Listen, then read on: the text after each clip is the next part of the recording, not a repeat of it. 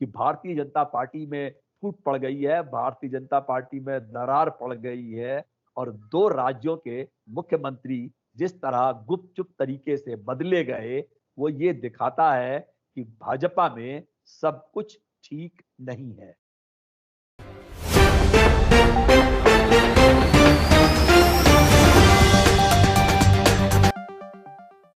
पल न्यूज से मैं हूं आपके साथ नदीम अकरम। उत्तराखंड में गुपचुप तरीके से मुख्यमंत्री का इस्तीफा होता है तो अटकलें तेज हो जाती हैं कर्नाटक के लिए। भारतीय जनता पार्टी में आखिरकार ये चल क्या रहा है, और इसी पर हमसे बात करने के लिए सोशल एक्टिविस्ट, राजनीतिक विशेषज्ञ रवि श्रीवास्तव जी मौजूद हैं। और मैं ये जानना चाहूंगा सर, कर्नाटक में येदुरप्पा जी का इस्तीफा अचानक से देना, क्या उथल पुथल चल रही है भारतीय जनता पार्टी में, और आखिरकार क्यों इस्तीफा देना पड़ा ये?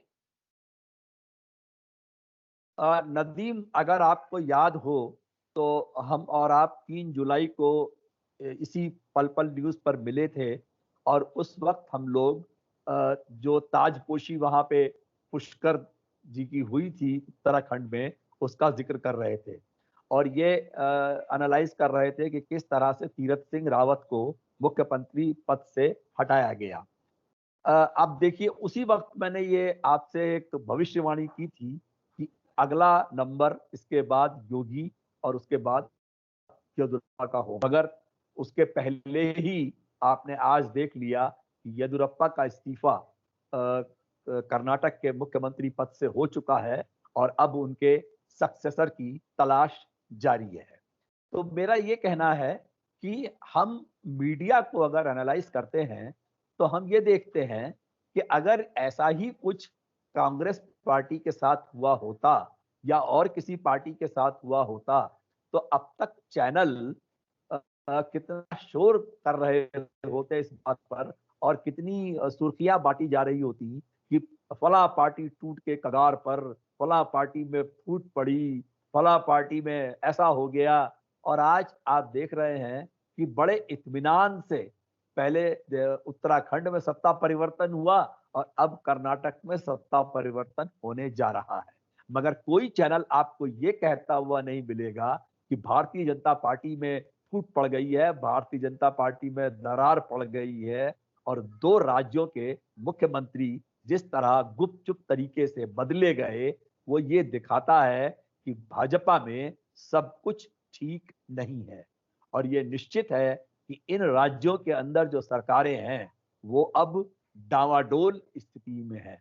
मेरा आपसे ये भी एक भविष्यवाणी है, मुझे ये दिख रहा है कि शायद अगले 6 महीनों में भारतीय जनता पार्टी की सरकार कर्नाटक में गिर भी सकती है, क्योंकि उत्तराखंड में तो वैसे ही 6 महीने के अंदर अंदर चुनाव होने वाले हैं।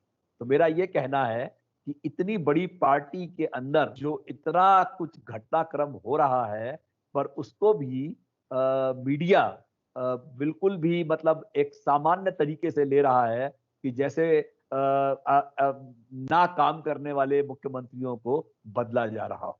जी। ये तो बात सर हुई गोदी मीडिया की, जो अगर राजस्थान पर फोकस लगा हुआ है कि राजस्थान की सरकार गिर जाए, सचिन पायलट को तोड़ करके जो है वो भारतीय जनता पार्टी में लाएं।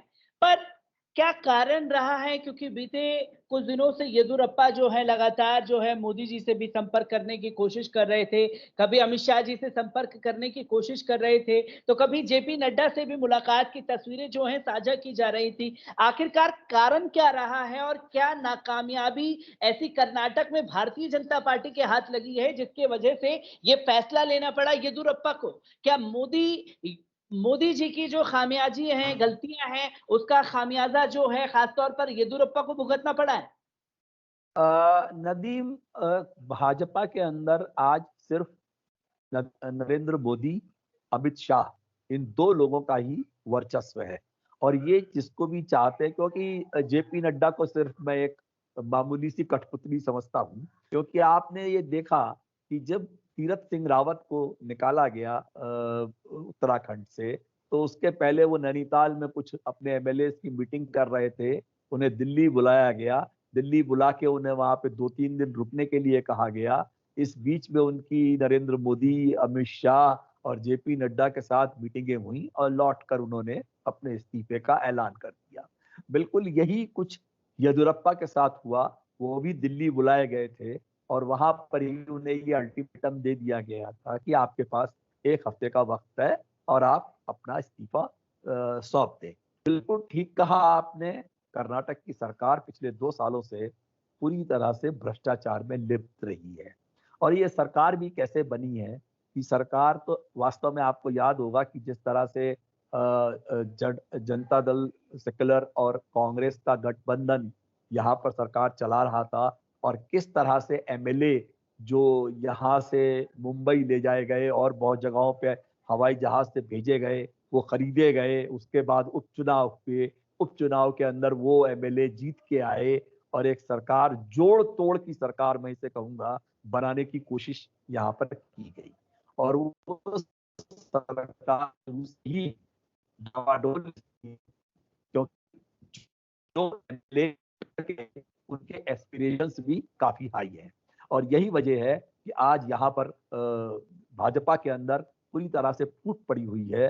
और अभी आप ये देखेंगे कि ये सरकार भी बहुत स्थायी रहने वाली नहीं है, चाहे मुख्यमंत्री बदल लिया जाए, पर यह सरकार निश्चित रूप से गिरने वाली है। सर, इसी के साथ-साथ मेरा एक सवाल ये भी बनता है, क्योंकि बीते कुछ दिनों से जो अगर कर्नाटक की राजनीति में आगे बढ़ाने की बात की जाए, तो तेज प्रताप सूर्य का चेहरा कोई भूला हुआ नहीं है और तेज प्रताप सूर्य ने बीते कुछ दिनों से कोविड के दौरान भी जिस तरीके से कार्य को अंजाम दिया, 200 लोगों के नाम, उसमें से 16 को चिन्हित करके ये बताया गया कि ये यहाँ पर मुस्लिम जिहाद कराने की कोशिश कर रहे हैं। येदियुरप्पा जी ने उन्हें फटकार भी लगाई थी कि ऐसा नहीं होना चाहिए था, पर मोदी जी और अमित शाह जी का खुला समर्थन जो है वो तेजस्वी सूर्या को है। क्या ये तेजस्वी सूर्य कर्नाटक के अगले मुख्यमंत्री बनाए जा सकते हैं?